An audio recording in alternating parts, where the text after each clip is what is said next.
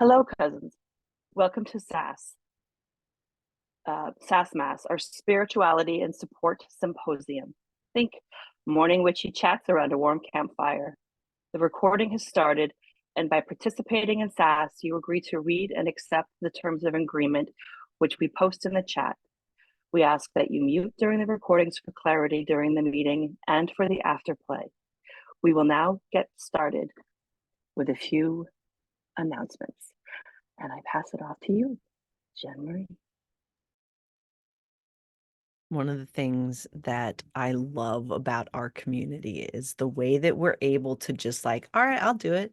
Like we navigate on the fly so well and so seamlessly that it's just, and it has taken us a lot of practice. We have been, you can tell that we have worked through, a lot of like stuff because of the way that we're able to just like show up in really cool, uh, ways together, if that makes any sense. So, uh, I want to thank everyone on the support team and everyone, all of our mods and like all of you guys for showing up for our community in the way that you do. And yeah, I am spicy today, just so you know, guys.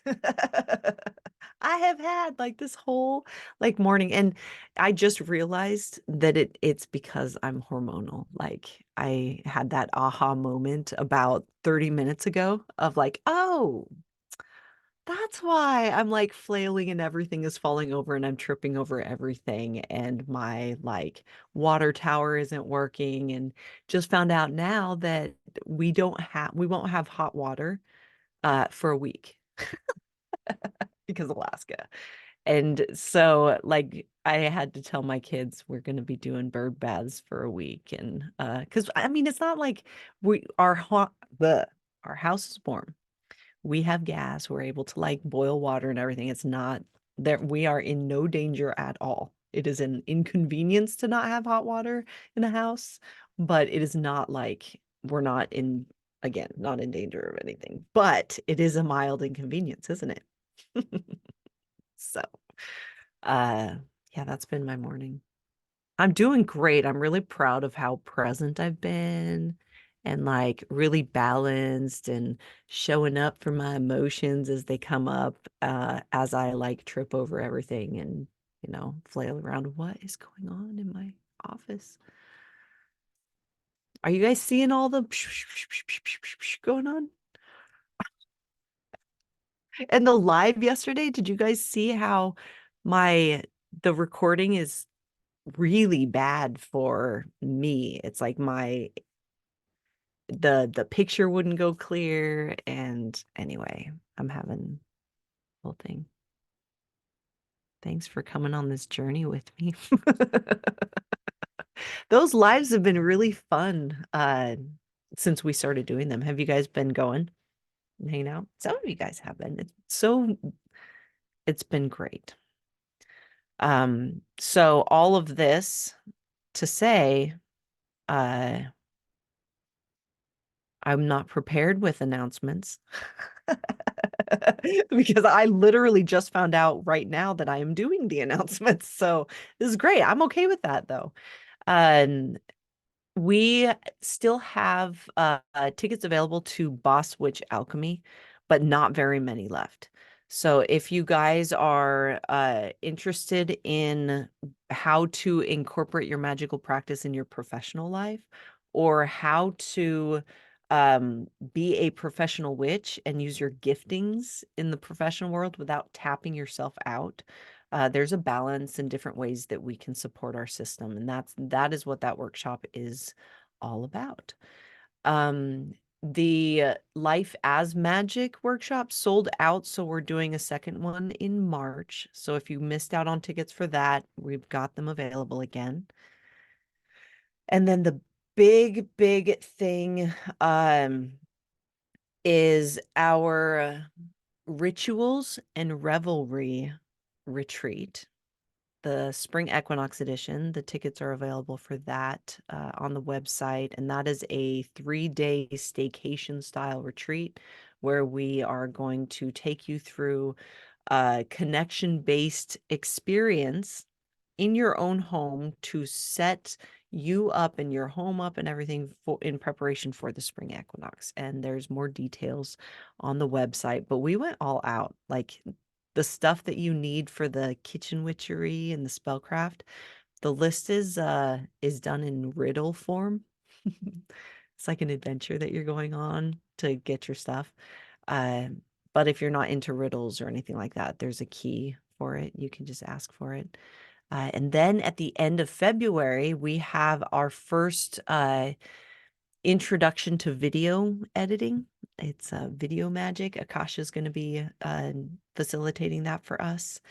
And there are still tickets available to that as well. And that's coming up at the end of February. Okay. I think I said all of the things. Yes, I think I did it. All right. Now go ahead, Melanie, please. Please. I'm Oh, jumping down off. I just wanted to reiterate that with the um, the staycation, there is the option to have the payment plan because I used that and it was really helpful. So you don't have to pay for it all in one chunk. You can use the afterpay and it breaks it up. So, and I did that and it was amazing. So I just wanted to throw that in there.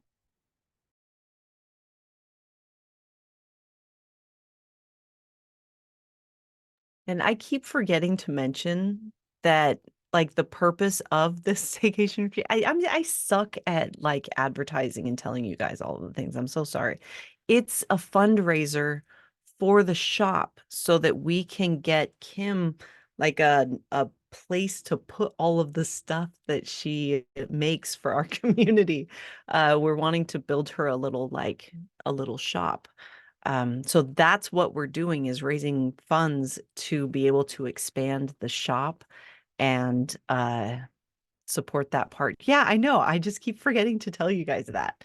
So it's supporting Kim personally and Whit personally, and then all of the rest of it is going directly toward the shop. So very exciting stuff.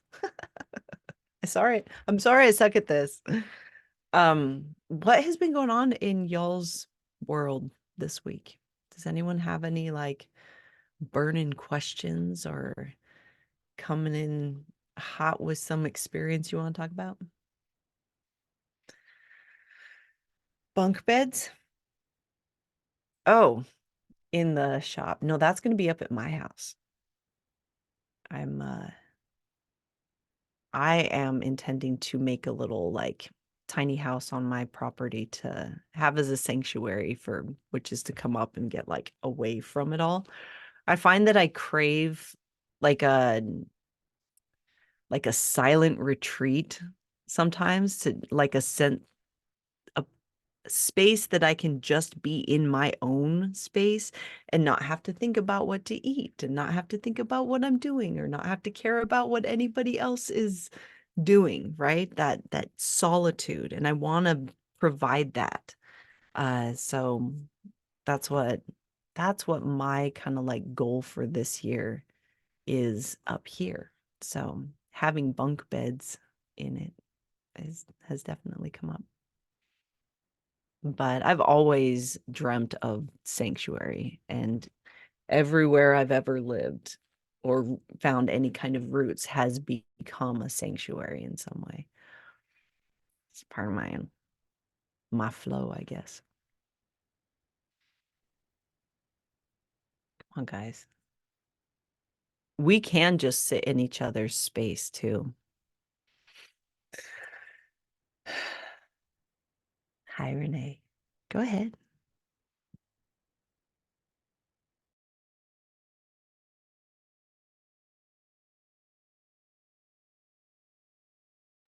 Trying. Sorry. I like hit every button except the right button. I was gonna say, Jen Marie, if you need someone to do like your drywall taping and painting, I have a little experience doing that. So just give me a call.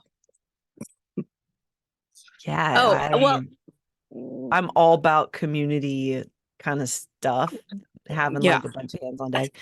I in my past life, not past life, I was an interior designer, and have done a lot of my first construction project was when I was a teenager and our house burnt down. So we built it ourselves. And so I love building homes and doing all of the stuff. And I know just enough to get myself in trouble. And my partner's an electrician, among many other things as well. And so I definitely feel like work parties in the future of having. I mean, we're about to have another litter of pups, and so that's going to have a bunch of witches up here during that period also. It's going to be a very busy summer for me, guys. I think in the best of ways, though, because I love entertaining. I love having people in my home. Go ahead, Melanie. Well, the thing that has come up for me the most this week, and maybe in the last couple of weeks, is that the aspect of my life that I have been avoiding the most in the last 40 plus years is the aspect of my life that I have to become the most present with in order to grow in my practice, which is I have to be fully embodied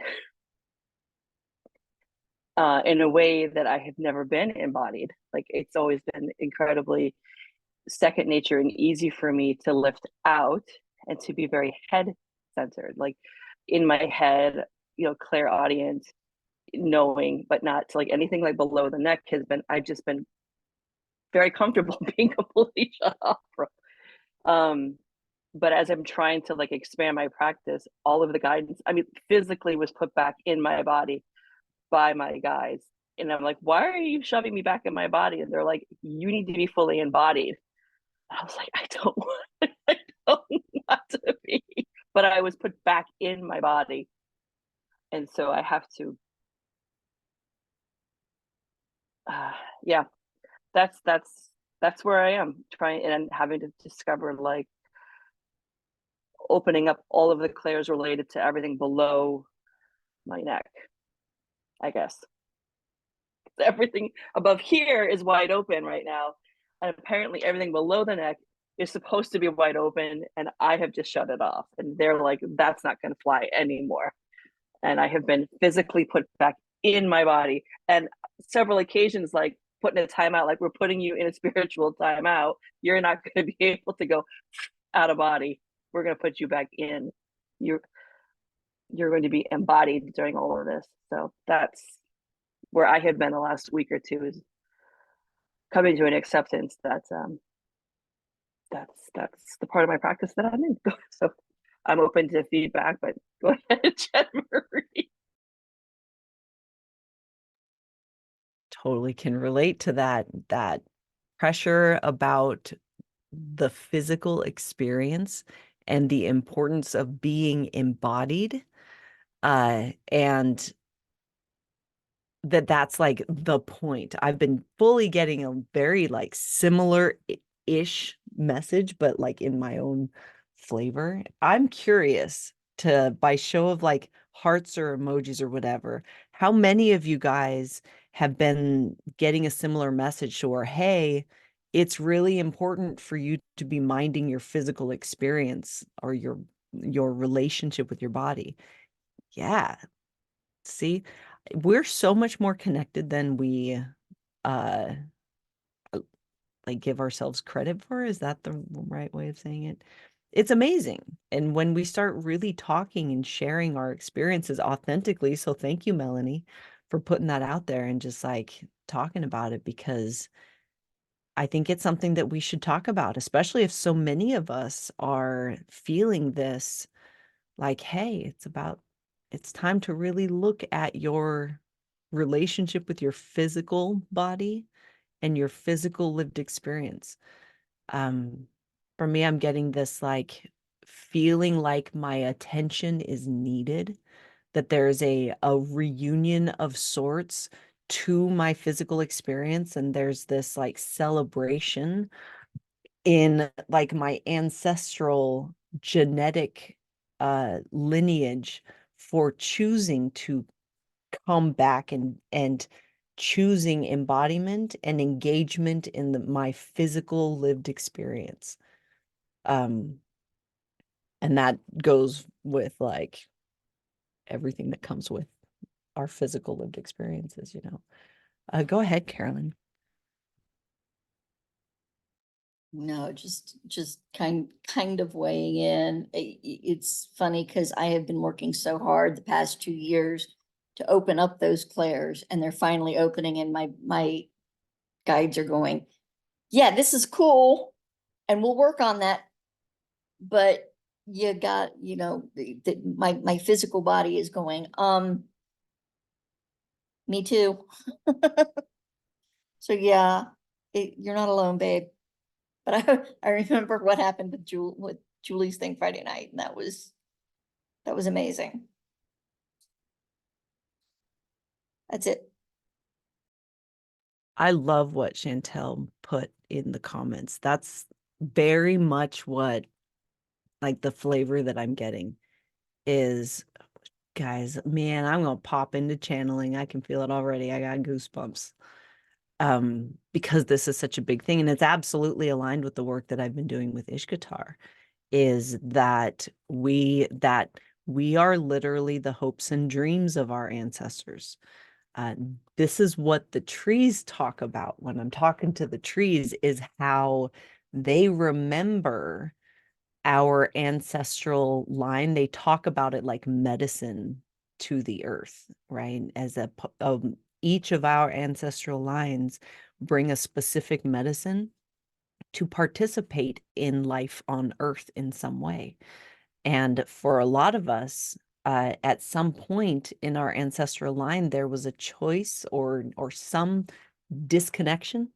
I see that as, you know, colonization and the patriarchy, and we all have a different story of how that has affected us. But we are the ones that get to choose what to do with that in our life, right? We get to decide what to do about the choices or the lived experience that our ancestors had. And that's going to look very different for all of us, right? But this push to look at that, that's important, and it affects life on earth in a profound way. It affects our physical lived experience, our disassociation from our physical lived experience impacts on a broader scale that we aren't that we can't even possibly imagine because of where our awareness is right now. Does that make sense? So it's coming in hot, man. And I don't know all of what to make of it quite yet. And a lot of what I'm getting is that it's none of my business how it's going to unfold. My business is making the choice and looking at all of the ways that that choice impacts uh, how I choose to navigate my life. What does reconnection look like in my life? And how can I make these small, subtle changes to reconnect with my lived experience? And what that looks like for me is I have one bowl that I eat from, all of my meals, I eat from the same bowl that I made with my own hands. And it has made it to where I changed my relationship with things that are disposable because I have a relationship with this bowl. So I now don't ever have a sink full of dishes because I have a friend that is this bowl, right? And if I allow myself to kind of feel into like how that small choice affects how I do so many other things, like look at my relationship with clothes. Like if if just befriending a bowl has made such a huge impact on how I navigate my day-to-day life and has honestly freed up so much stress. I never have a sink full of dishes now. Like, can you imagine? And it's only because I don't consider this bowl disposable. I consider this bowl as a special thing. I don't even consider the stack of dishes that are in my cupboard because does that make sense to you guys? Like, I know I'm talking about a bowl, and 5 years ago, if I was witnessing someone having this conversation, I would be like, what the fuck are you talking about? Right? But that disconnection from relationships with the things that are in our lived experience is fucking huge. And so, yeah, and has a lot to do with that choice that our ancestors, that disconnection that happened from our participation. Man, it's amazing. Hey, Renee, you want to get in on this? Yeah, I was gonna say along the lines of the bowl, I am really into mending. And the way that came about is I really like Japanese craft books. And just so everyone knows, all you have to do is use like Google Translate on your phone and point it at it. And then I just handwrite the English instructions. But it's really funny to go on Amazon Japan too and just see like what their list of hobbies is versus like the US list of hobbies is. Because in Japan, like their top hobbies are like mending, gambling, surprisingly, like tea ceremonies, like incense making. It's super fun just to check that out. But mending is a huge thing in Japan. And when we're talking about relationships with our clothes, I have a friend that I met a couple of years ago. She will not buy anything in the store. Everything she wears is secondhand. And so that has influenced me so much because I have totally changed my thought process about I used to really be into vintage clothes when I was younger, and then my sister one day she was like, "Why do you want to wear someone else's old shit?" Um but now I want to again, you know. But yeah, it's but the mending, it's, you know, just being more conscious of your choices for your clothes and be willing to invest in them and be willing to spend that time to fix them. And then the other thing I'm going to say about mending is it looks cool. Like there's so many cool little embroidery patterns and different ways to do it. Like if anybody just is curious, just go on Pinterest and look at like Japanese mending. And but I mean, and then it goes all the way to, I'm gonna probably butcher saying it, but like the kintsugi, like the idea that something that's been broken, um they mend it with gold, like any kind of ceramic, and then it's more beautiful for having been broken and fixed. So um I I'm just saying, kind of in the same vein, I've been a lot more conscious about um just like also the stuff like, do I just want some random crappy thing I bought at Target in my bathroom for a soap dish just because, or do I want like something cool that I want to look at every day? Like, do I want to be surrounded by just garbage, or do I want to just be more, you know, well, and I'm a Taurus too, so I do like aesthetics, but um but yeah, just it just makes your day better too, I think. Okay, I'm done.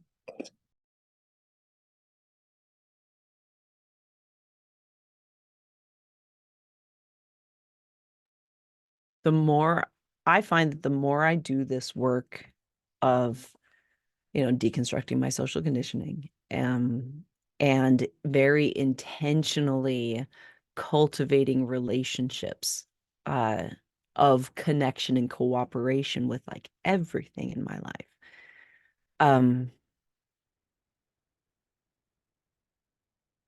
It's a lot less work for one.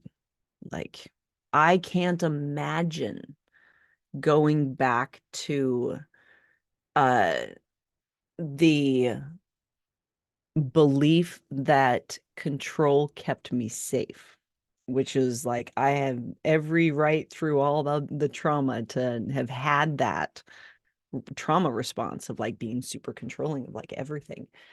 But the more I kind of let go of that and kind of shifted that perspective to, I don't know, I just like totally train wrecked there, guys. Anyway, there's so much there. This subject is massive, and it's something that I've been really my dark times, my introverted times from October to December were 100% focused on this ancestral stuff. I'm still trying to make sense of it. And yeah, there's so much. The more I find out, the more dots are connected, the more dots are revealed. If that makes any sense. It just gets bigger. And it all starts with a relationship with a bowl. Well, myself and then a bowl. And I also am fully realizing that the farther I get behind the veil, the crazier I sound. I'm like a giggling Yoda. I don't know. Go ahead, Renee. Oh, I was gonna say, speaking of ancestors, I used to make jokes about my ancestors all the time, but now the more I think about it, the more I think I probably just wasn't joking because, again, I'm from Fairbanks, Alaska, where a lot of people live in cabins and don't have, electricity or water. And I remember, especially in college, and people are like, why don't you want to live in a cabin? And I'd say, because my ancestors would roll over in their graves if they knew I was choosing to live without, electricity and water. Like they worked hard to get, they were poor, they worked hard to get where they were. But now I think about it and I think maybe like my jokes I made about my ancestors, like there was a message there, like there's a little bit of truth in that kind of stuff. I'm going to lower my hand.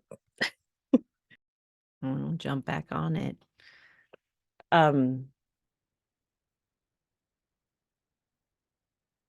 Okay. Oh no, now my brain went in 10 different directions. There is something about when you have to go and get water.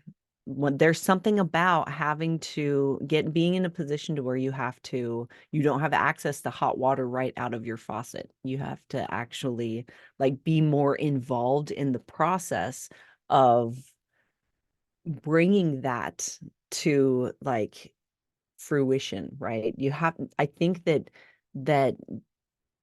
there is a disconnection that is problematic, that we are not more involved. We take it for granted so much that it robs us in a lot of ways of a really cool relationship with things. Like when you have to haul water, it changes your relationship with water, like in a big way. When you have to haul, and I speak from experience, I spent a lot of time like houseless, and the luxuries ease, great, right? But not having a relationship with how, I don't know. I don't have all of the words. I miss having a garden, growing my own food and participating in that relationship, participating and being involved in actually feeding myself in that way was so amazing. And I miss that a lot. And I think this has a lot to do with it. Oh, go ahead, Karen. I love this shit so much. Mindfulness is what keeps bringing, it's the mindfulness of knowing the night before that if you got to go get water and there's gonna be 6 inches of snow, you need to mindfully, okay, well, why not develop a relationship with that boot? Because those boots are going to save your ass from going down the side of the embankment be grateful for those kind of the embracing and releasing things with joy that no longer the Maria Kondo, because every stuff, well, everybody's got stuff, when I just take a smaller version of my stuff when I go hang out at your house, and then if we're going to fly down to Kim's, it's another smaller version of stuff that I'll take, like the Gallagher joke that, it's all stuff. Being mindful with the bowl that's serving to nourish your body, it's another layer of intention. And the intention that I'm hearing that I needed to hear is to keeping me present in the moment of the food that is nourishing my body, present in the morning of who I'm inviting into my circle, my guides, my ancestors, present, like I said, in the night, what the morning's going to look like. So I'm prepared the next day for what my body needs. And yeah, being present. I have had so much going on a tension level, and I am one that sticks into something and gets too far in it. And when it has to deal with negativity, I've learned that negative things I can't I submerged myself in it the last week, and this morning was like, nope, like you were saying, it's like it's kind of the awakening, kind of, it's like, nope, we got to put the brakes on this shit now. 4 days and learning to set boundaries with the time. But that's a whole other conversation. We'll get back into this because this is more fun of being mindful and present with our things and our stuff, because blessing them, anointing them, and using them is another layer of intention to help us be better, more magical, powerful, authentic people, beings that we want to be. I love you guys so much. Bye.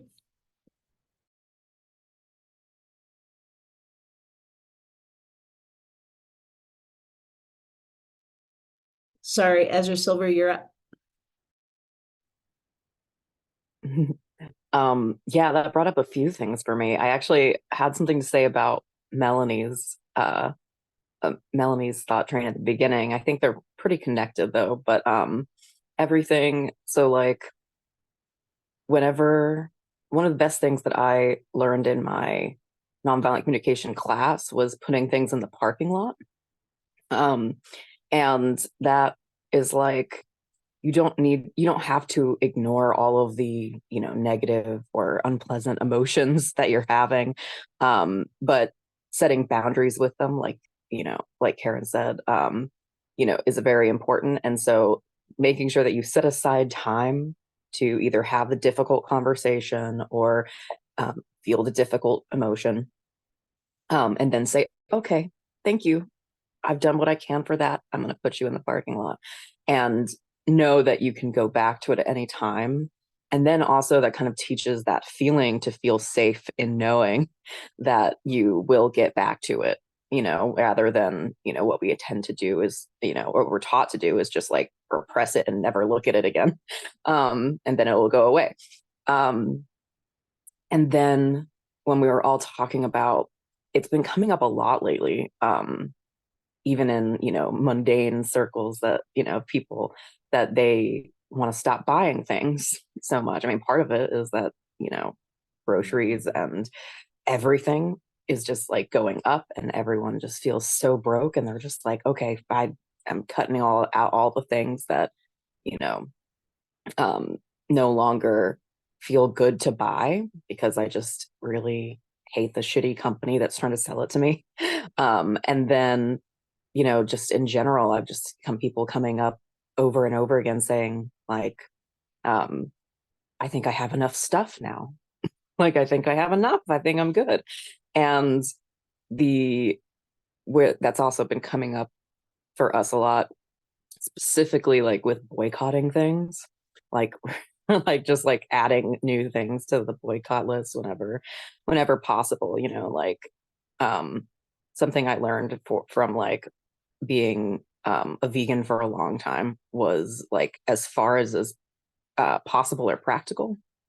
And I love that, as opposed to, this like very hard line perfectionist, idea that I got in a lot of circles of like, if you make one mistake, if you do one thing that's, bad, that you shouldn't do, and it's all full of should haves, and and hardline rules that make you feel bad about yourself.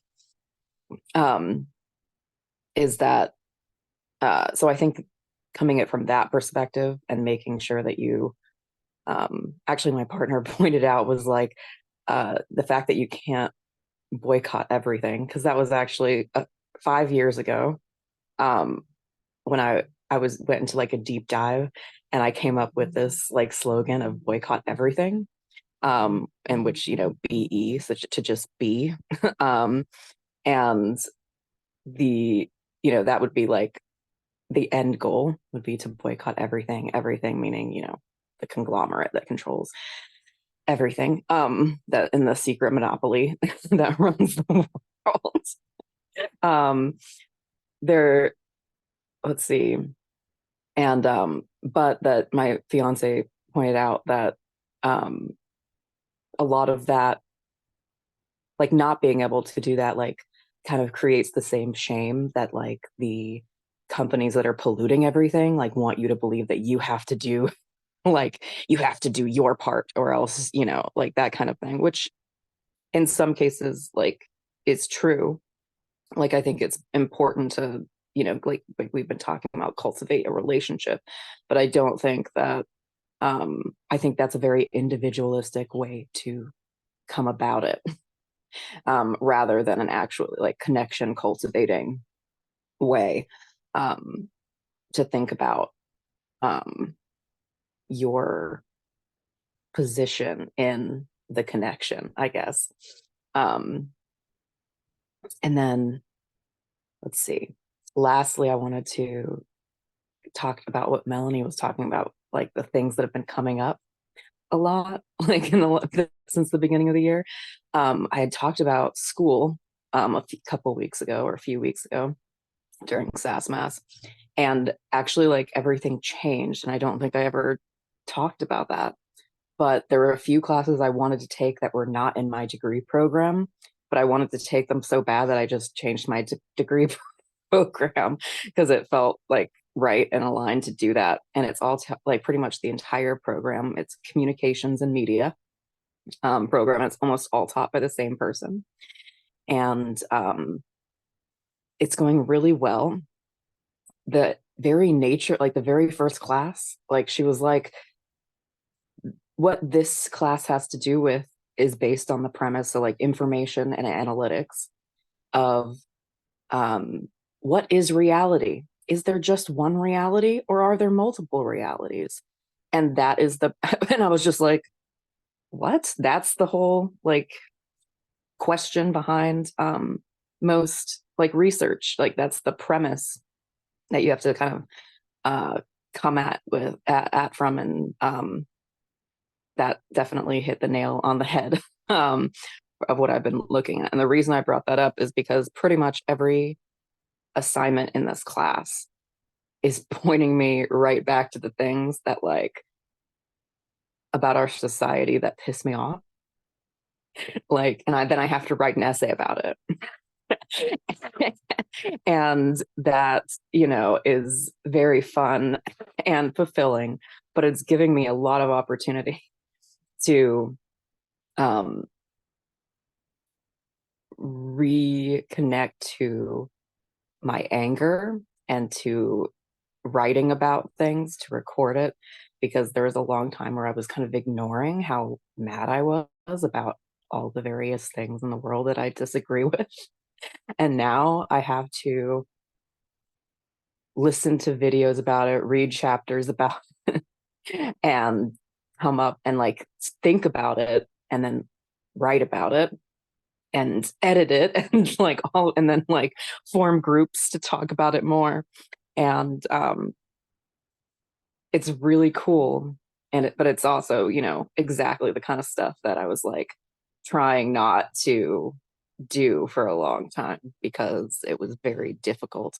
And it's kind of like my whole system saying, okay, you have the tools to sit with your anger on this now and turn it into, and like alchemize it and turn it into a new thing. And that's part, you know, part of the whole that's part of the whole situation. That's like part of the whole point.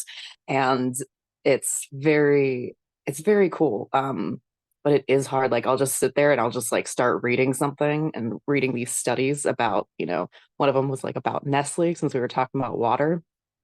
And like, and I'm just sitting there and I'm just like, oh, and then of course I just like get in like a anger writing zone and just I just like say the most, like, I'm pretty sure like I ended my essay on it, like Nestle's poison policy of poisoning people for profit.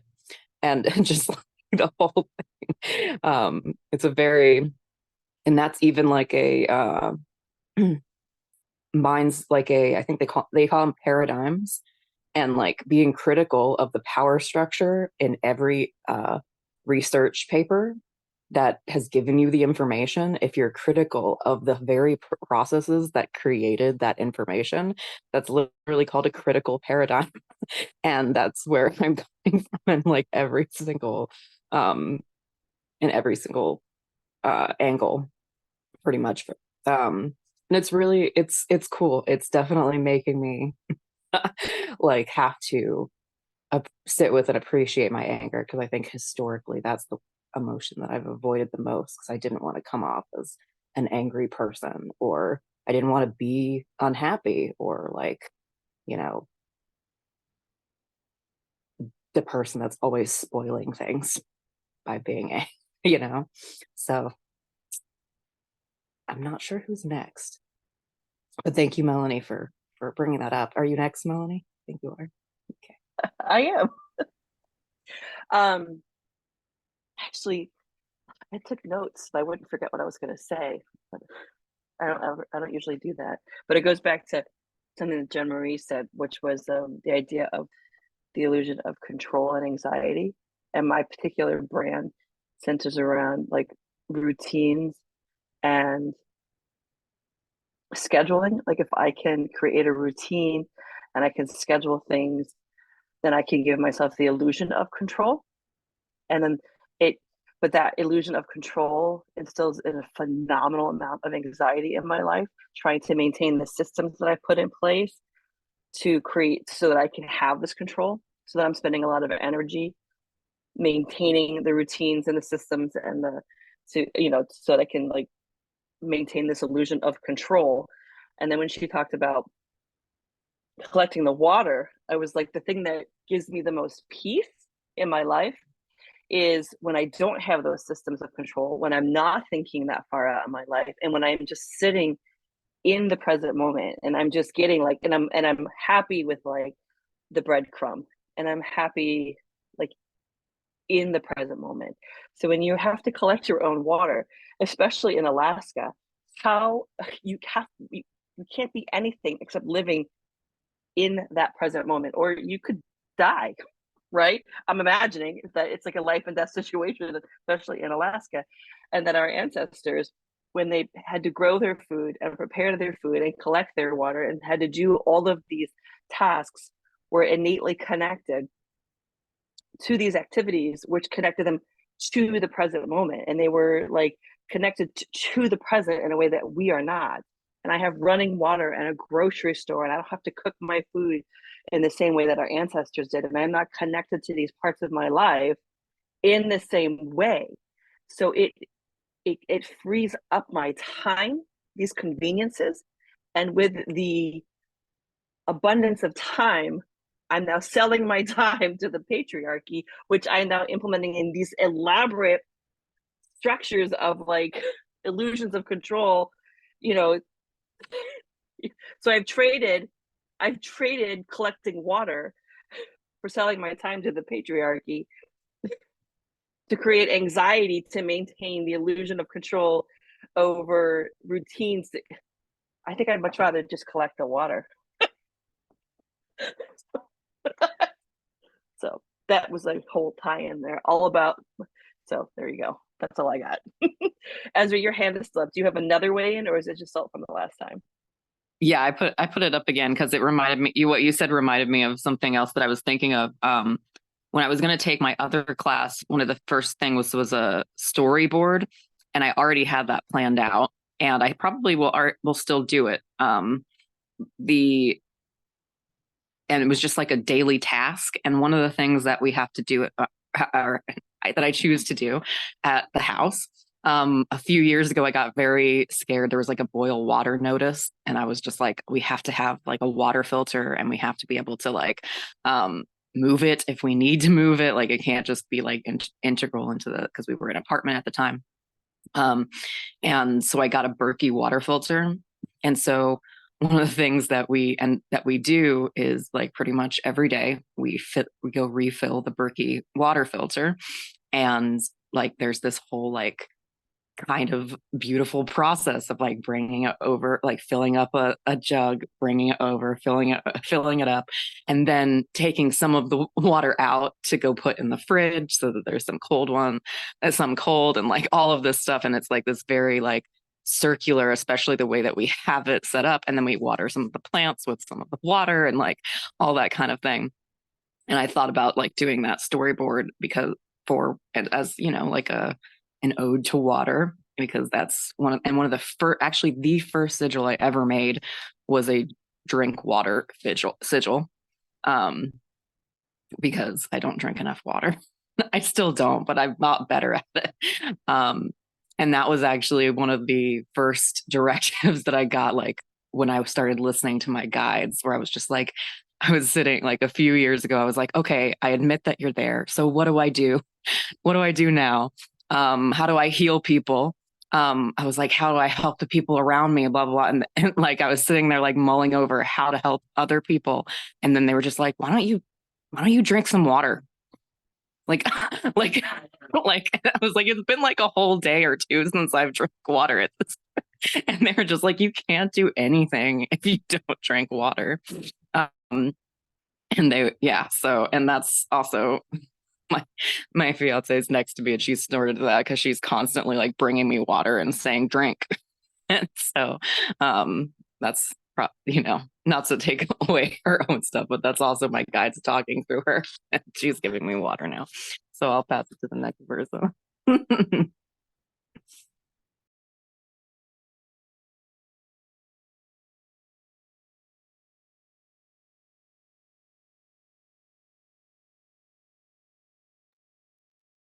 One thing that keeps coming up for me is that, okay, so first I love that Ezra brought that up, right? Because they have this little way that they have created to again, it's like it's creating that, allowing that relationship to with the water, and they can be as witchy as they want to go with that dynamic, right, with their water.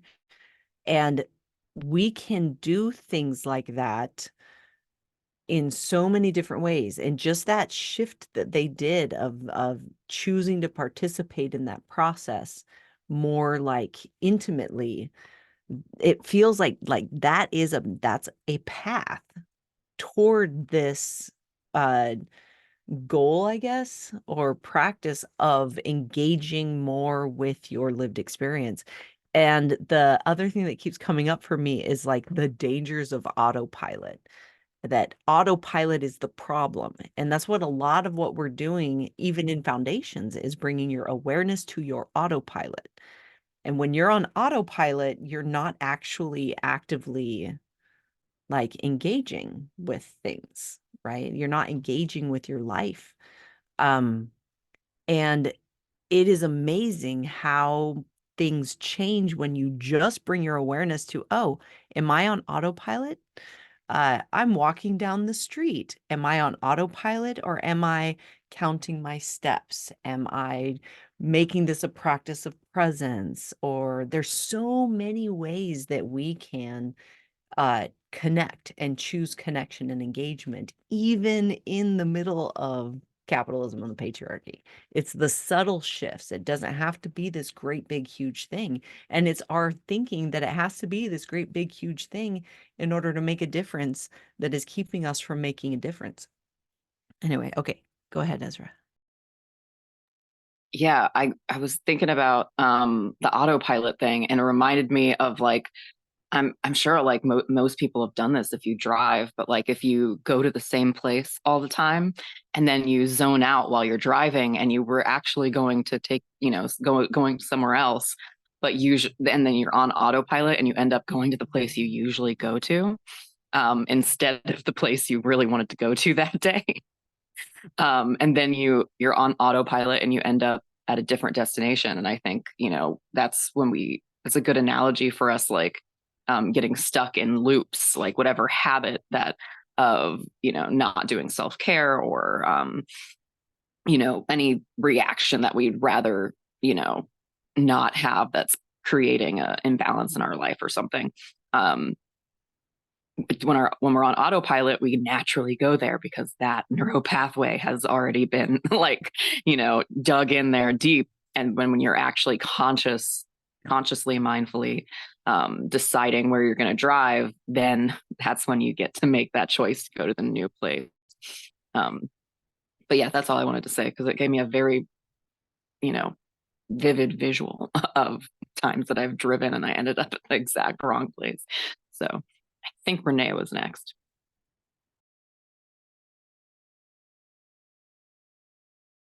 I think Eric's next. I'm gonna let him go real quick. I mean, as long as you want, Eric. Sorry. Oh, I think you raised your hand first if you'd like to go. Go ahead. Go ahead.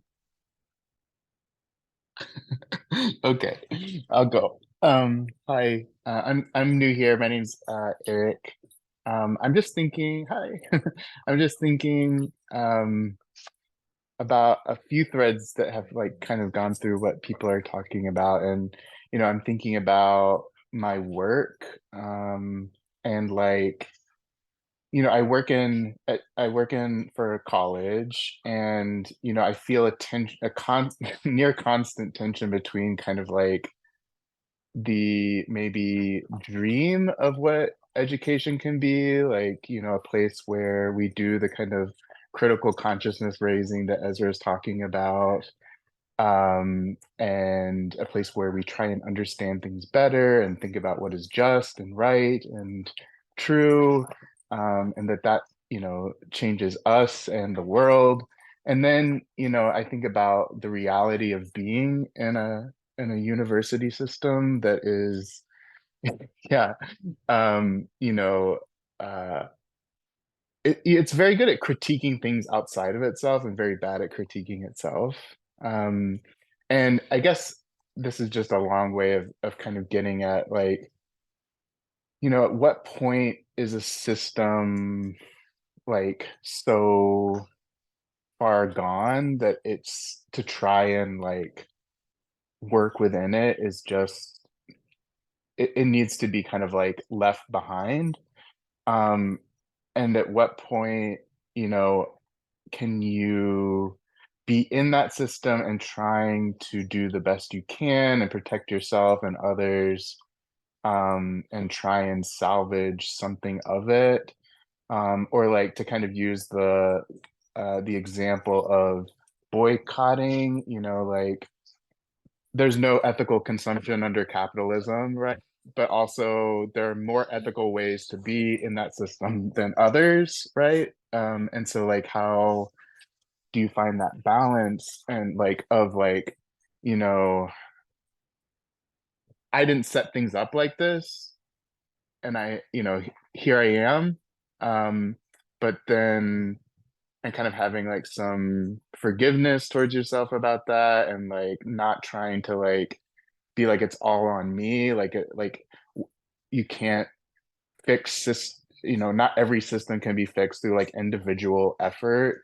And like that's true, and then also like but there is still a way, like there is still like some place for trying to make decisions on an individual daily basis that are more aligned with what you think is right and true, and that seems really important too. um so now I kind of feel the threads coming apart, so maybe I'll stop there. Thanks everyone. And I'm open to feedback.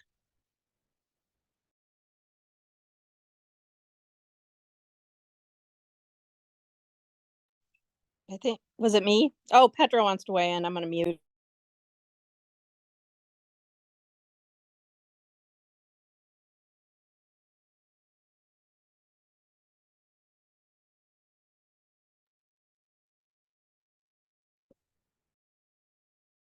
Sorry, my brain is like, how do I zoom?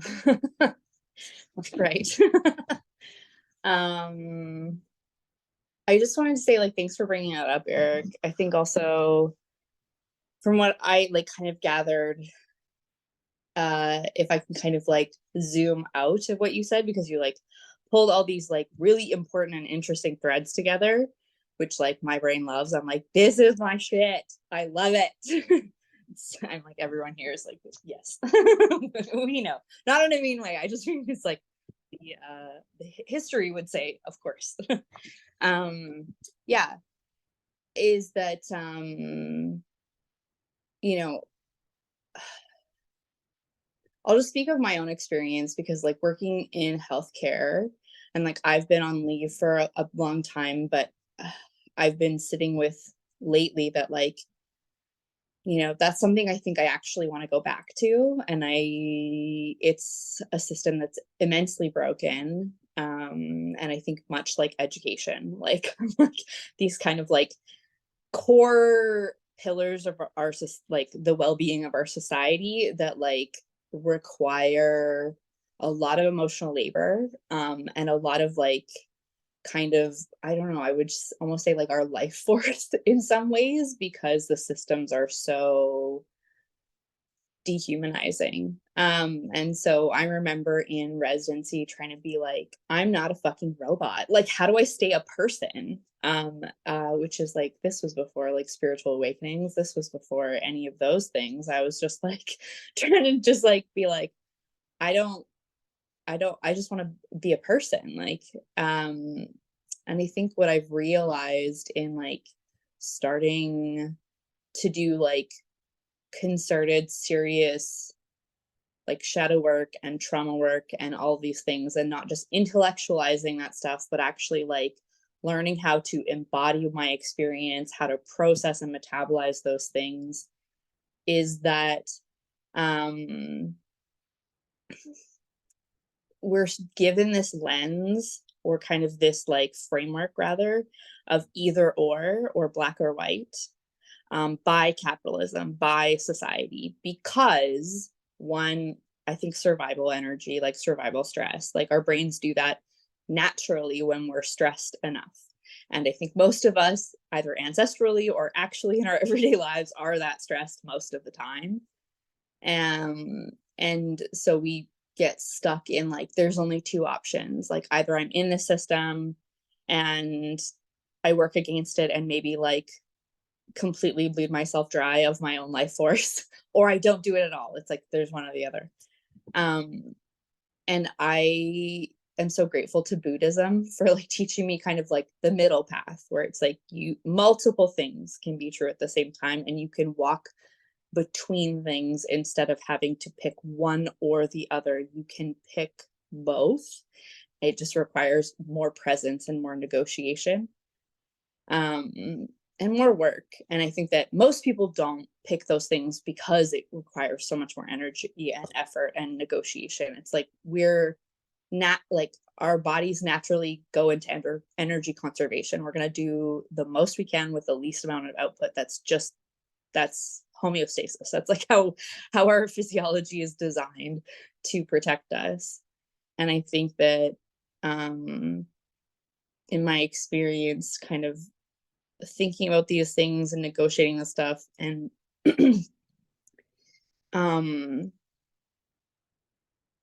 there's these intense like personal kind of skills that are necessary in dealing with systems of oppression, like boundaries, and being like, this system will always be greedy and it will always want to steal my soul.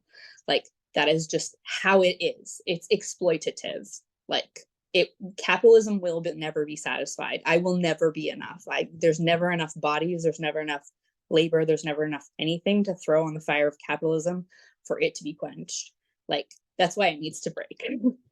And in that same vein, we live under capitalism. Like, if you want to eat, like, this is how we eat. Like, it's like, and I think that that's hard when we're living in that space of like one or the other, because we have to find ways that to live under these systems that are aligned with our own personal integrity, right? Is like, what are my morals and values? What is important to me? What feels bad in my body? And so I need to listen to that and move differently. And that's something that I've really realized, is that like, no one person can have the answer for another person where these kind of intersections lie, because it really does come down to like intuition and our cultivating that embodied sense of knowing and understanding what is in integrity for us. You know, there's tons of times where I've people pleased, and like people probably thought I was super like, oh, you're so like, you're a good person, you have such integrity, you have such standards. And I was really just doing stuff because I didn't want to be seen as a bad person. And part of trauma healing is like, I've had to like not fight for things that I ethically was like, but that's wrong. And my body was like, and it's not your fight, sit down. And I was like, damn, I hate that. like so badly. There's like a part of me that's like very social justice oriented and was like, is this wrong? And I think that like making peace with like, I call it like soothing the white savior inside is like, I'm not here to save everybody. I actually can't fucking do that. I actually can try to do that and not save myself and not save anyone else and cause a lot of harm in the process. And so I think that when we can sit in the space between, I like the word liminal because it implies like the space between and the space of a threshold is like when we can sit in those liminal spaces and we can hold multiple truths. Cause I'm like, like in any given time, at least like 9 things are true, I find. It's like, you know, we want to be like, truth is like this or this. And I'm like, yeah, it's probably 12 of those. Like, who knows? Like, I don't know. And also it's different for me than it is different for you. Objective truth, I think, is an illusion, to be perfectly honest, especially when we talk about the flexibility and fluidity of reality, but I will not get into that for the sake of staying on topic. But I just, what I want to say, Eric, is like, I'm really glad that you're asking these questions. I don't know if anything that I've said has like really been helpful in any way.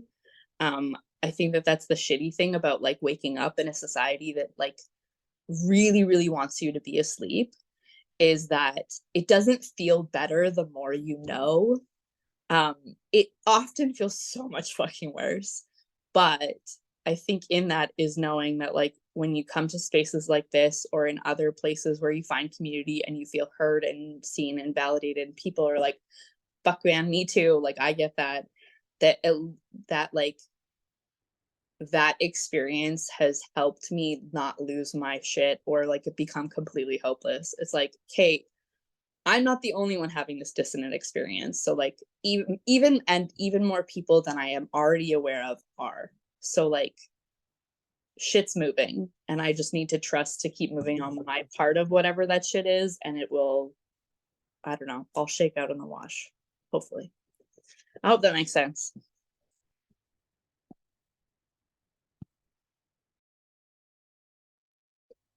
Ezra, did you have a weigh-in or did you have a subject change? A weigh-in? I have a weigh-in. Yeah. I think Is Renee that has a change of subject, I think. okay? So why don't you do your weigh-in?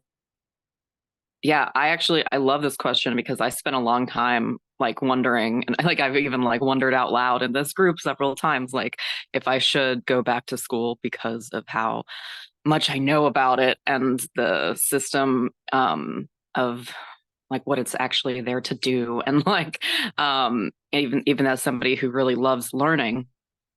And I eventually did decide to come back, and with a very intentional purpose of like undoing my own patterns and of perfectionism. Like even just like a few years ago when I started going back, I was still like, I got to get all A's and to prove that like I can be here again. And now I'm kind of like doing it with a magical perspective and intention, and like everything I write, I think of it like a spell. You know, I try to think about like what I'm connecting with, what part of like humanity I'm looking at, and connecting also like with my classmates on how like all of us were outraged at Nestle, and I think that's a huge deal. Like all of us were, like there was no one that was like, I think that they were perfectly ethical, and like no one. So I think that's like a very important thing, is like that's also part of why I chose communications, because at some point I was going to do neuroscience, and then I was going to do digital art because and then I was going to do like I started out in theater. So like I have like so many interests, but I really love to talk about them, and I like to connect with people. And I figured that this major would be a really good way to connect with people and to open up connections that, um, you know, that institutionalized school has kind of purposely disconnected. And I think that anytime I have a conversation with somebody, I try to do it with intent. And so I think that any conversation I have ends up changing just a little bit of something. Like there is something now in the air that wasn't there before. um, what is that from? There must be something there that wasn't there before, that thing. That's Beauty and the Beast. Yeah.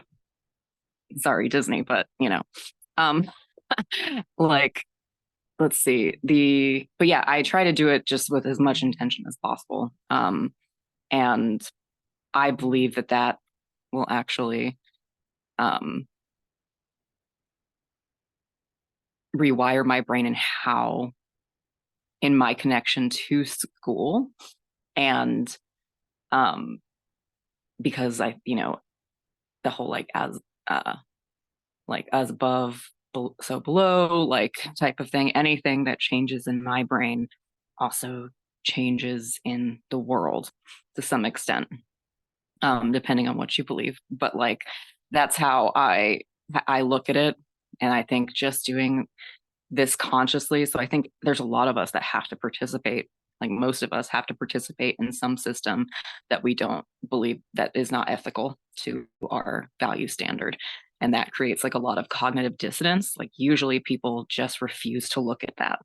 And that's where the shadow work comes in. Because I think really looking at that and saying, hey, when I buy this, this happens, that like butterfly effect thing. And then looking at that, forgiving ourselves, like you said, Eric, for the ways that we have to participate.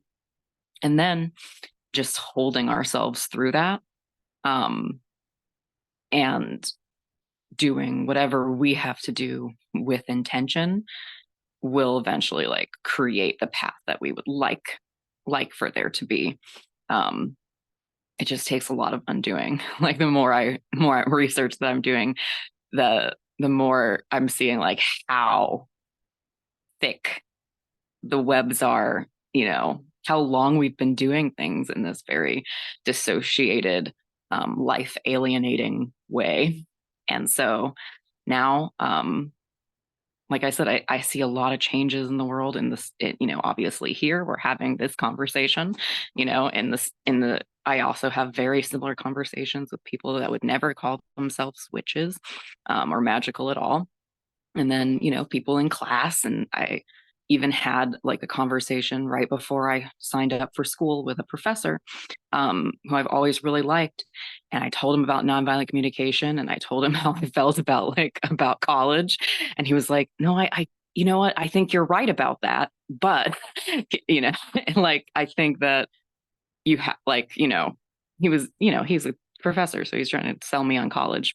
But I think he was very open to listening and hearing the like kind of new way to do things that includes like the abolition of school while you're in it, and the abolition of magic while you're, as you're doing it. And doing things in a very willing way. So that's another, is me choosing to go back to school willingly, not because I feel like I have to under capitalism, because that creates a very, it creates a non-consensual connection. And it's very important to me in my life to do everything consensually. So, Renee. Oh, Jen Marie. I think that Eric, you asked the question of like, how do you know when to like stay in it and continue to try to fix it or to disengage? Like, how do you know when to do that? And for me, when I chose to leave medicine because that's a fucking mess. I think that it is completely different for each of us. And if we, and it's in kind of feeling into, is this still aligned for me? What am I believing about my participating or continuing to participate in the way that I'm participating, right? And you will know when it's time to take what you have learned and apply it in a new way, right?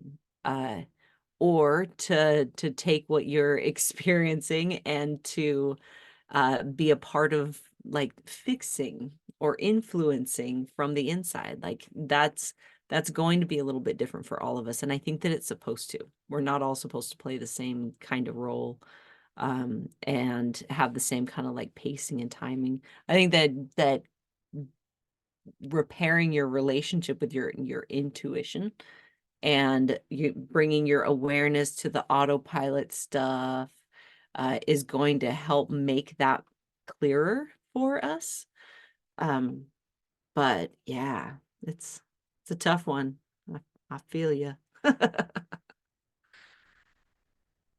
Renee.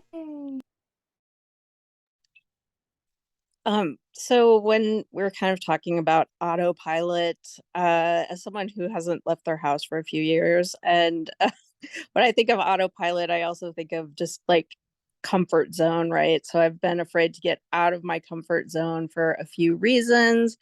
Um, and I don't know if Jen Marie remembers this, but when I first met Jen Marie, I was talking about some experience that I've had in the past. And she said, I think I can help you so you don't feel like things are happening to you, and that is like how I felt. I felt like things were happening to me.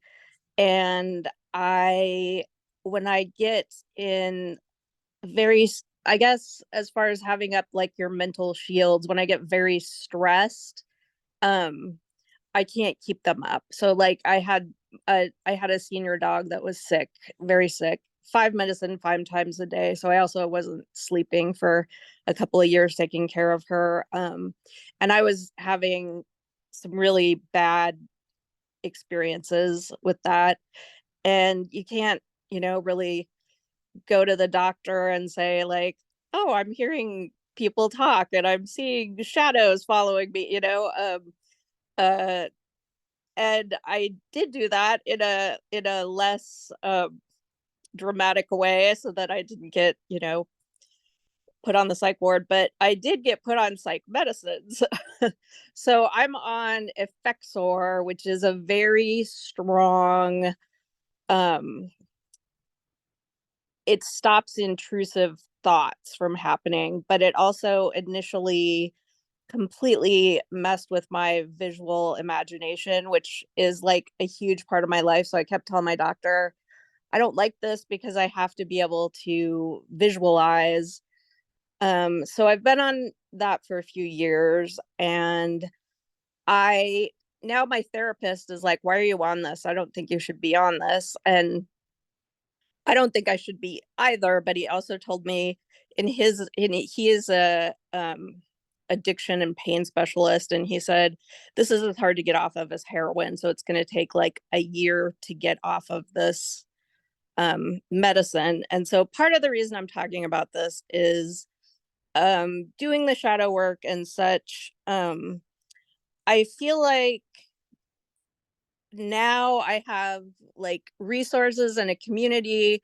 Um, and a lot of my problems before were, and I think I've talked about this, like fear-based and the danger rush and all of that, where when I'd have certain experiences, it was unsettling and I felt intruded upon, and I didn't know how to react to that.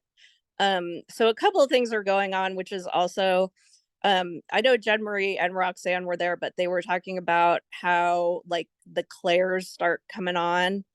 Well, I've always had the clairaudience, so I hear snippets of conversations, and other people have talked about this too, but it's like you're tuning a radio and you're just going through turning the dial, and you'll just hear like someone will be talking about their cancer, and then someone will be talking about how their kid got an F in this class, and then someone will be talking about how their chickens are doing great laying eggs. I mean, it's like totally completely random, very real conversations, but the clairs are coming on because usually I hear them internally, but the other day I did hear some external talking as well, where it sounds like someone's standing beside you t- talking to you instead of just hearing it playing in the background in your head. So again, this is the kind of stuff where before I would feel very intruded on and didn't know how to deal with it. But now I feel like doing the shadow work, having a group, I'm ready to kind of step into what I'm going to say are giftings and not curses, because I know I've called them curses before. And I am going to try and get off the psych medicine because I don't think I need it for what I know. It's weird to talk about, like you're not supposed to advise people to stop taking their medicine or whatever, but my therapist is actually telling me he doesn't think I need that or rosuvastatin. So um it's so big changes. I do feel like a lot of magic is happening in my life. It's very active and I'm learning to engage with it more, and I'm doing my shadow work, and I'm trying to be as educated about everything as I possibly can. So I don't know if I totally changed the subject there. I meant to just talk about getting out of like comfort zones and how major things happen when you get out of your comfort zone. And for me, I feel like there are better things that are happening. So I'm gonna mute myself now. Are you open for weigh-ins? Oh, Are you- absolutely, absolutely. Yes, please. Have I ranted about the whole like agoraphobia thing with you before? Have you heard my spiel? Basically. Because that's something that I've been diagnosed with agoraphobia before, and I never understood it because it's not that I am afraid to leave my home. There isn't Yeah, any fear associated at all. For right. me, it's overstimulating. Yeah, And the more I understand my giftings, I get why that's a whole experience for me. And so when I do leave my home, which I am very familiar with the frequency, the resonance of my home. I'm very familiar with um English is such a fucking hard language to talk about this kind of stuff. I'm very familiar with like the trees and the rocks and the just it's I'm familiar with that song.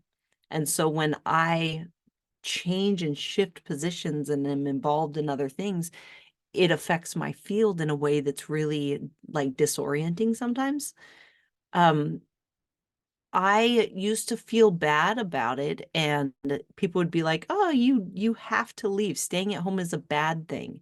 You have to leave your property and you have to have a social life." I had people come to me. Like it's not that I was disconnected. Kim's like, "Yep." I would have people come. I had social stuff, everything. It was just my system would go into overstimulation uh, if I would move about and things like that.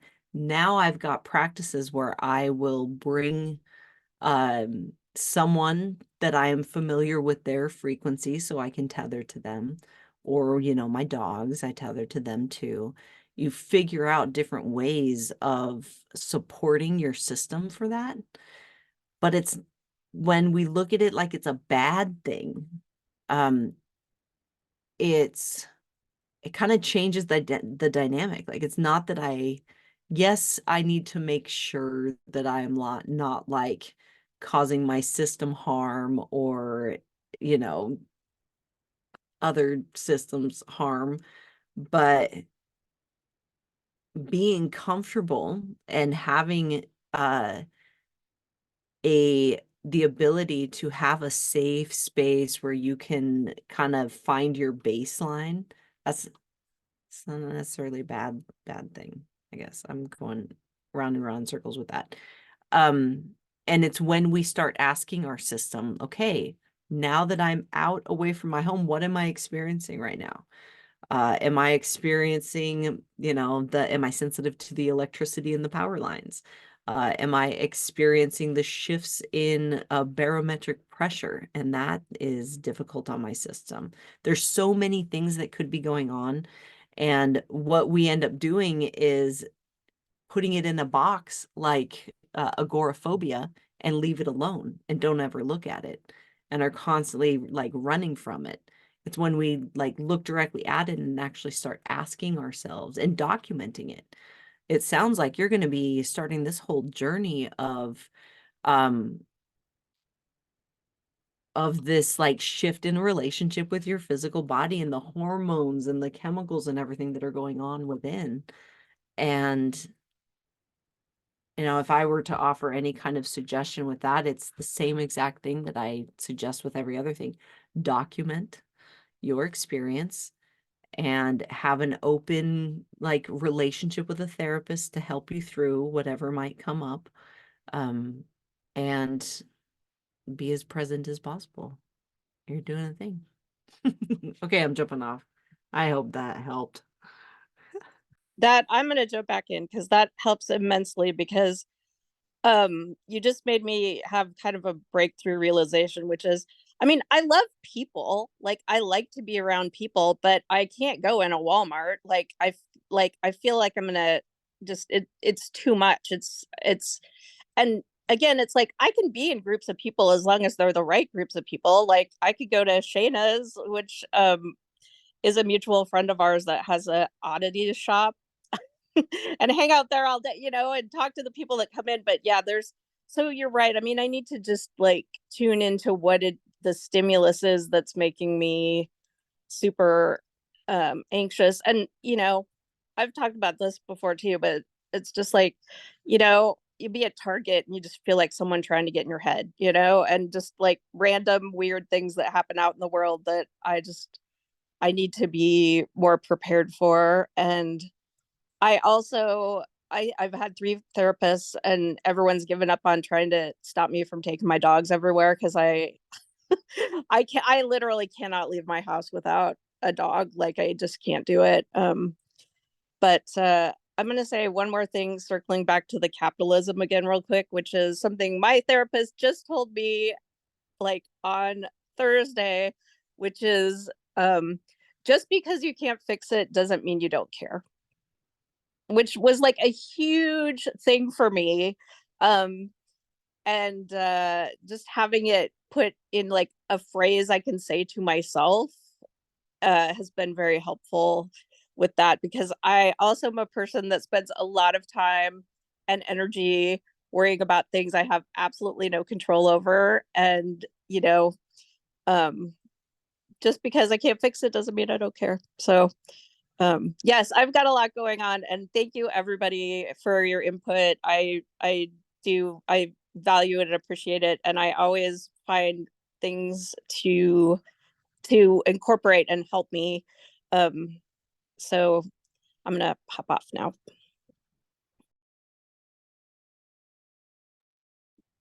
I just wanted to do a quick piggyback on what you said, Renee, and that was I'm actually seeing a kind of an intuitive wellness coach, and to go through some of like the reintegrating my body into my practice.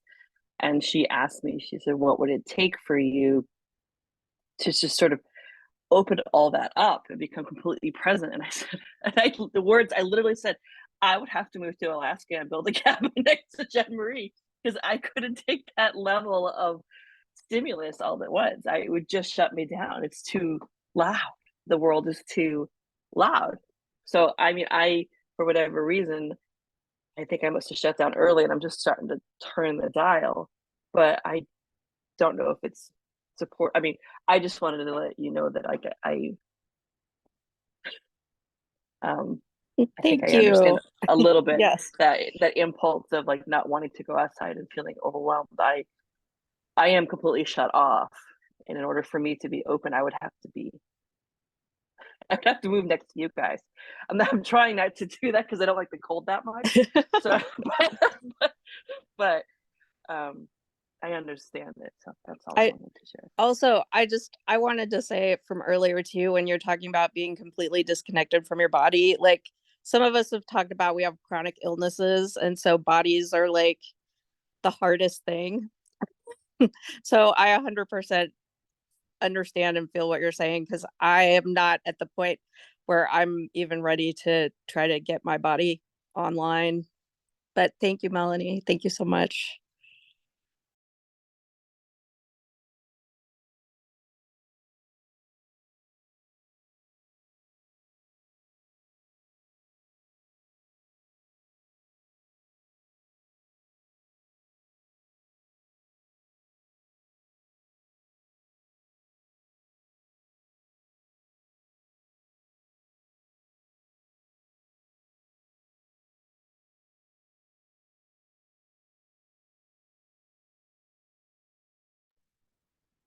Go ahead, Tika. I hope I said your name right. Hi, you did. I'm new, and I've been listening to this, and it's so fascinating because I am an extrovert. Sorry, y'all. But all of my friends are introverts, and we are all some degree of neurospicy. And I have even found I've learned so much from my introvert friends about managing myself outside of the house. Yay! Hi, Renee. And one of the things that I learned was I carry those loops earplugs with me everywhere I go. And I was at the Metropolitan Art Museum over Christmas visiting family, and I had to sit down, even as an extrovert who was filling my cup. I had to sit down and put my earplugs in and just sit quietly for about 5 minutes because it was so full. And I think we all are, I don't want to say allowed, but we all have access to that. And I really appreciate that we can all, like, I can carry around my earplugs and walk around with earplugs in a museum, and nobody even thinks twice anymore, which is so helpful. And I would just like, especially Renee and Melanie, as you start to explore like maybe the world outside, like, that's been very helpful for me, who, you know, loves being outside with other people. But I would offer that as an easy solution that's not super visible to the world around you. So I don't know if that's helpful or not, but thank you.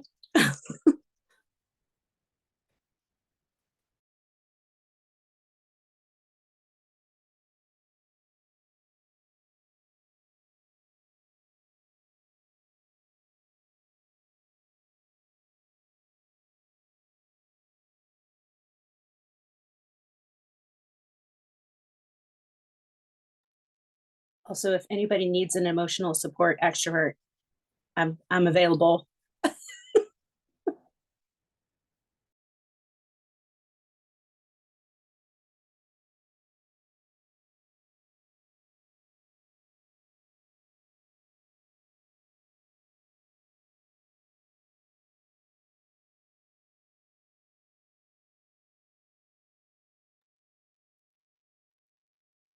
Jen Marie, you have a question in the chat. Do you want me to read it or to you, or do you want? If it's easier for you to read it to yourself.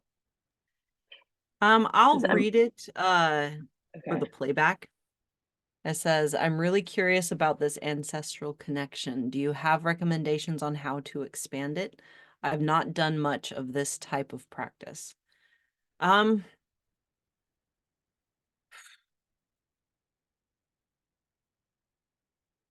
This is where it gets kind of difficult to go into this stuff because there's so many things that have led to like where my relationship is right now with this ancestral connection, because like I literally learned this shit from a cherry tree in my front yard, a choke cherry tree. And it was that relationship and interacting with the tree in the way that I did that brought me to the awareness and connection of like my ancestors and how they used to engage. That was what began the rabbit hole. And any kind of open hold on, look for content that is being offered by any indigenous practices or people in indigenous practices, and that focus on any kind of ancestral stuff. Just exposing your system to a perspective that honors ancestral lines is going to help open those kinds of things up for you. Granted, our brains translate it differently because of our ancestry, but it helps. And if you feel inspired to start like doing this work, asking for that guidance, as far as like, you can literally put your hand on your heart and say, hey, ancestors, because you have them. You have ancestors that are incredibly invested in the decisions that you're making right now. And you can be like, hey, I need a little help here. Will you direct me in some way? And pay attention to your curiosity. The things that you're curious about, even if it doesn't make any sense. Even if you're like, man, I'm deeply curious about the farmer's market this weekend. Go to the farmer's market. There could be someone there that is going to help you with this. And it comes from the most unexpected places. And again, you asking means that you're already starting on this in some way. Does that make sense? I wish that I could give you something. One book recommended. I actually have a book recommendation, guys. I actually have a book recommendation. Braiding Sweetgrass. Look it up. Braiding Sweetgrass. It's an amazing book. That, I don't do book recommendations at all, but this is something that I've been felt really called and really inspired to get an audiobook of, because my brain won't let me read right now. And I listen to it all the time, and every few paragraphs is this like, oh, okay. It talks about connection, our connection to the environment and our ancestral roles. Okay, Ezra, go ahead. I hope that helped.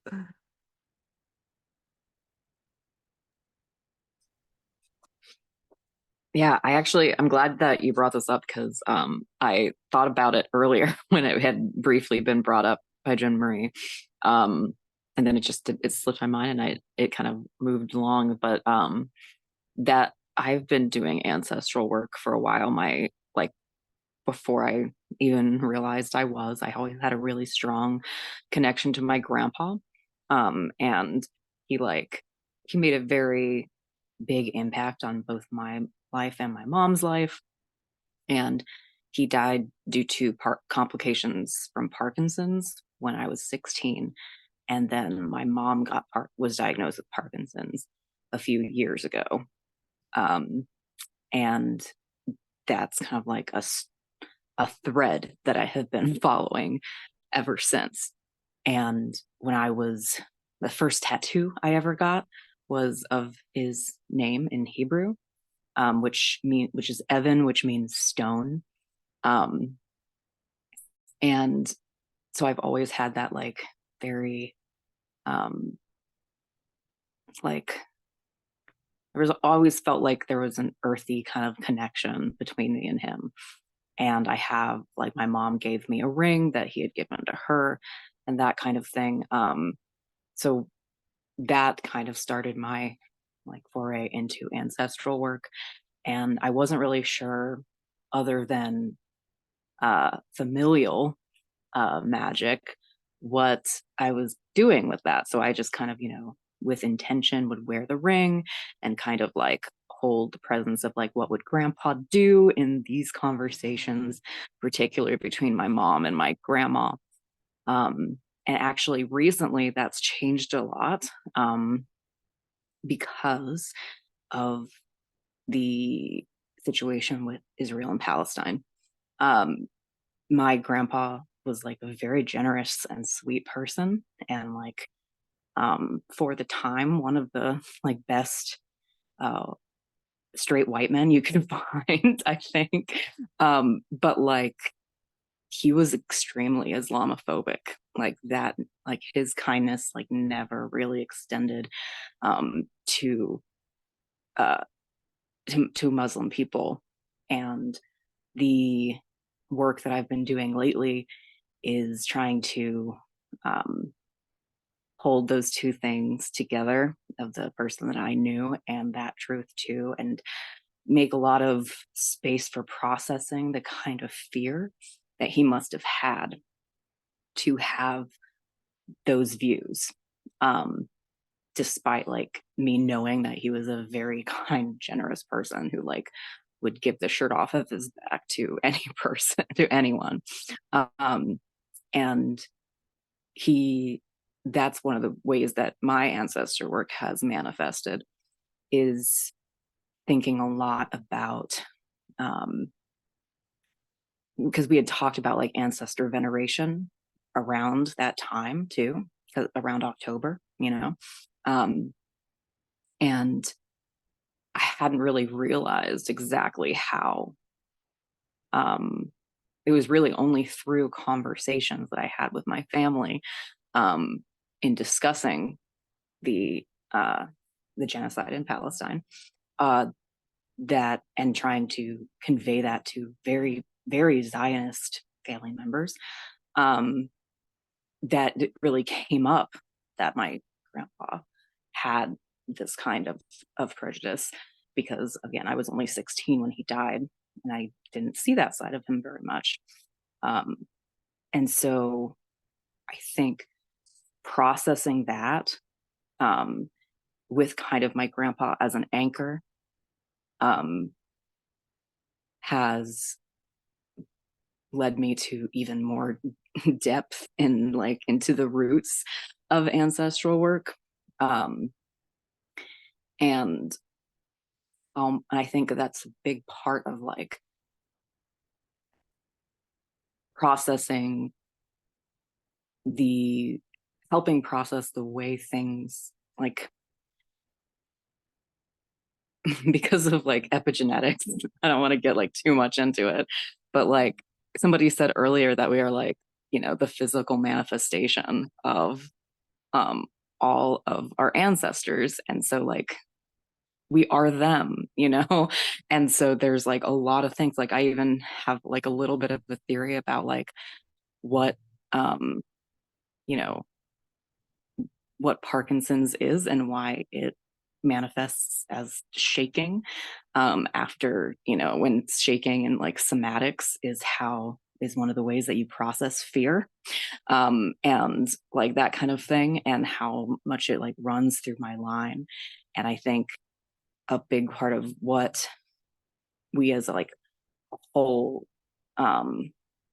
species are trying to do is process fear in a way that allows us to not like live in it every single day. Because capitalism would really love us to just be afraid all the time, because then we have to, you know, buy all these extra things to make us safer, and we have to, you know, create wars in order to make ourselves safer and all this stuff. And so I think for me, that's a big path of my ancestral work, has been slowly unraveling. Like, I used to just think that my ancestor work was like, oh, my sweet grandpa, like, you know, like, how would he want me to, you know, go to this family gathering, or how would he want me to, you know, how would he show up here, and like, what would he say here? And I think it's also given me a view of like how people continue to grow, like on the other side, because I think that you see things a lot clearer when you're in the spirit world like he is. And I think that's, I'll always like get taps almost like on my shoulder when there's something that I shouldn't ignore, because he did, you know. So I hope that helps. That's just how it happens for me. Petra, I think.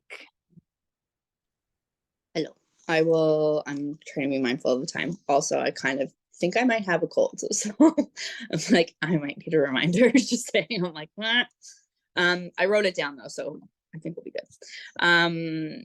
So I think for me, some of the things that helped with like ancestor work is like so the first Samhain that I celebrated in 2021 was like the beginning of that ancestor work. I didn't begin it, they began it. I had a little Celtic journey experience. I met the Morrigan, and then I met both of my grandmothers on both my sides, who both died long before I was born. And they were like, it was this experience of like, we've always been with you.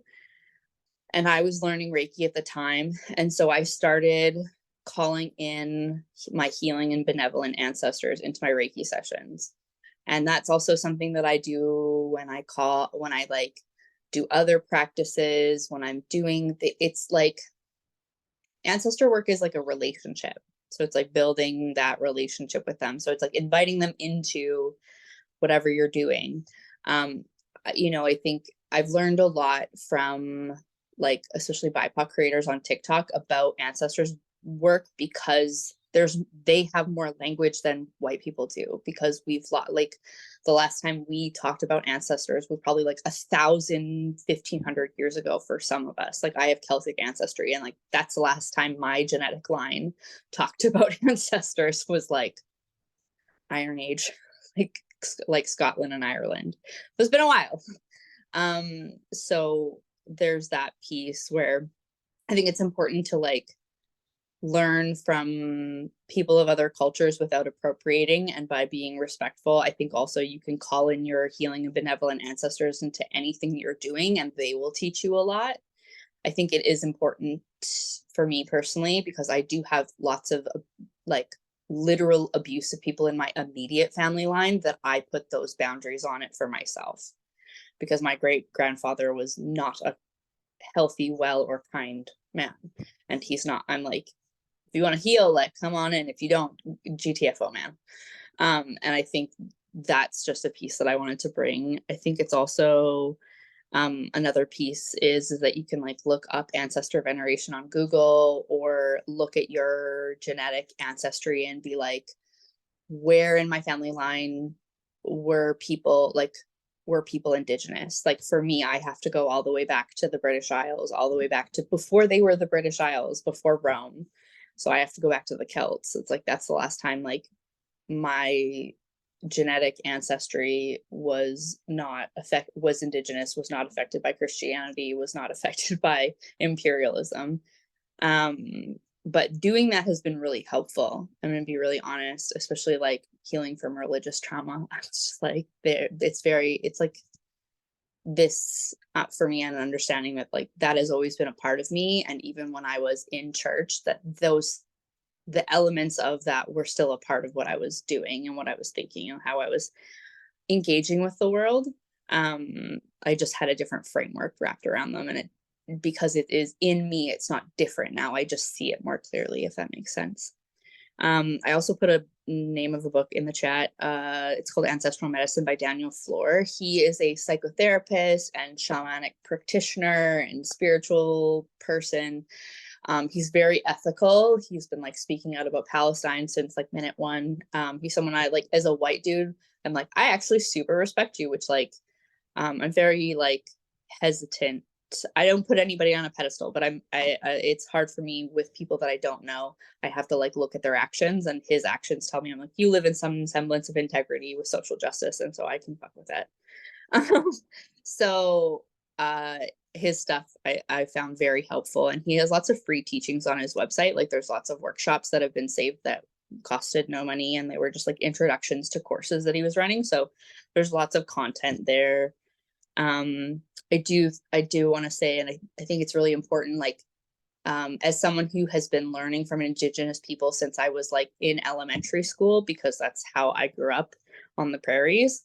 I think it's really important to like learn from Indigenous traditions, but I think it is also very important to have boundaries and realize like those are not my traditions. Like they might resonate with me because back in my bloodline, there are people who live more like that than I do, like than anyone in my modern life has. But it is important to not appropriate. In what I have learned from my Indigenous teachers, be it Cree or Gitxsan or Dene or whatnot, Lakota or Anishinaabe, is that you need to cite your sources. So if someone's going to gift you with Indigenous knowledge, Indigenous practice, if you share that with someone because they've given you consent to do so, then you need to cite your sources. So like if you're going to speak about an Indigenous practice, like exactly what Jen Marie did was like, here's the book.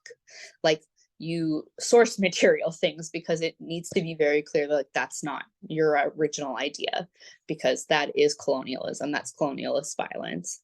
And I just wanted to make sure that was super clear, not because I think anyone would do that, but because I think being explicit is kindness.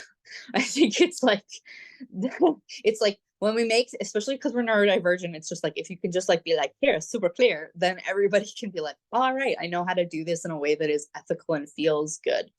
So I just wanted to like say that, because there are things that I've been gifted by friends that, or teachers that, I as a white person, like I've been gifted an eagle feather.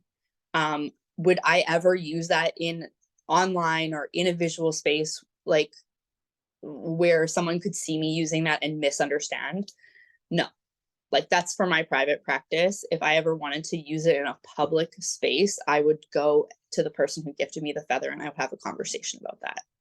And I would be like, what is appropriate and how do I honor the gift you've given me? How do I honor this knowledge and do so that I move in a good and loving way? I just think that that's it's so much more complex than how we're kind of socialized to deal with things under capitalism, especially. It's like, what do they say? It's like there's no new idea under the sun. It's like some of that is true, and also lots of times ideas get taken from other people. So it's like it's not that it's not new, it's old, and we just don't know where it came from because nobody cited their sources throughout history, where we're like we like this and this and not that. And so I just think that is really, really important. I think that's everything. And hey, we have 5 more minutes left. Woo woo. I don't know if anyone else is next. I'm next, and I just wanted to thank you for saying that, because I think it can be really a lot to stand up in front of a group of other white people and say, you're not entitled to this knowledge, because I know that it's like I think that we're raised sometimes that we have the right of access, and it's not our fault, but that's the programming that's instilled. And until somebody points it out, like you just did, it's like you don't have the right of access. Somebody gifted you a feather for your use. It doesn't mean that you get to like create your entire practice around it, your social media content around it, your identity around it is. But I mean, other white people need to tell other white people and hold other white people accountable, because sometimes we miss the forest through the trees when it comes to our own bullshit, and we need to get better at calling each other out. So I just wanted to say that I appreciate the reminder and the courage that it took to make sure that we all understand that. And anyway, thank you, because it's not always obvious, I don't think, because we have the expectation of access when we're white, because that's how we grow up, or that's the indoctrination that some part of the deprogramming. So thank you, Petra. And Jean Marie, we have 4 minutes, so if you had any final thoughts that you wanted to or anything that you wanted to tidy up, it's all on you, babe. No, I don't think anything needs tidied up. I love this conversation, and it feels like, I mean, it isn't the first time that we've kind of dipped our toes into a little bit of this, and I'm really looking forward to continuing to have lots of conversations. And the more people are involved in these conversations, the better, in my perspective and opinion. Another little nugget I don't think you guys didn't ask for, but I'm going to give you anyway. I've done a lot of being under private mentorship. I've been blessed with having incredible relationships with people from all kinds of different backgrounds, as far as how different cultures navigate magic in general.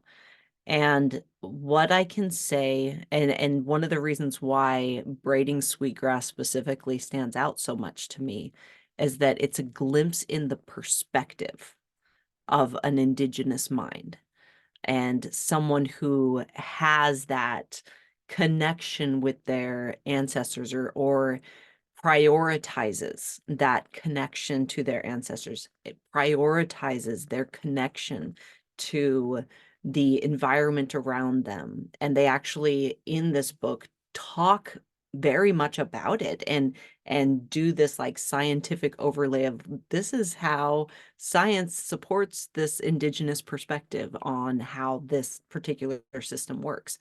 And I think that the more we can, as those of us that look like me, the more that we can expose ourselves to perspectives that are not like what we look like, the better. The better. I'm not saying there's right, wrong, any of that. I'm just saying that to I got the imagery of eating, to feed ourselves with as much of the perspective of someone who actually has a sincere relationship with their lived experience in this way, is life-changing. Absolutely life-changing. As far as the spiritual practice, I absolutely agree with what was said before. This not, you can observe and learn, but you don't have to actually engage in the same way. You can observe and learn and see, oh, well, how does this way of looking at it, how does that also live within me? But you're not taking the actual physical practices that you couldn't possibly understand fully just by observing. There's so much nuance, and that's one of the reasons why I don't teach traditional witchcraft at all. I don't go there.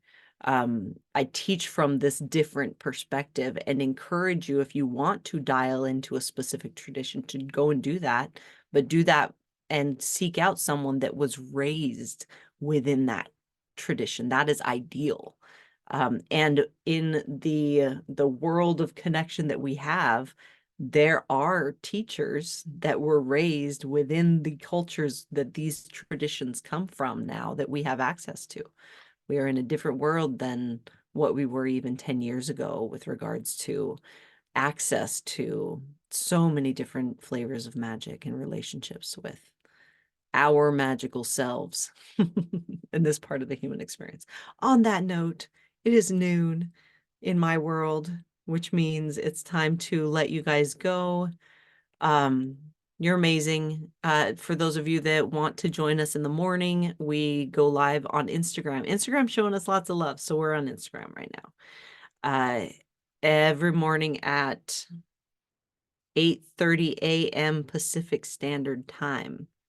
And it's a lot of fun. Connecting is important. You guys are amazing. May your practice be expansive and filled with many blessings, bright and dark. I love you guys. Bye.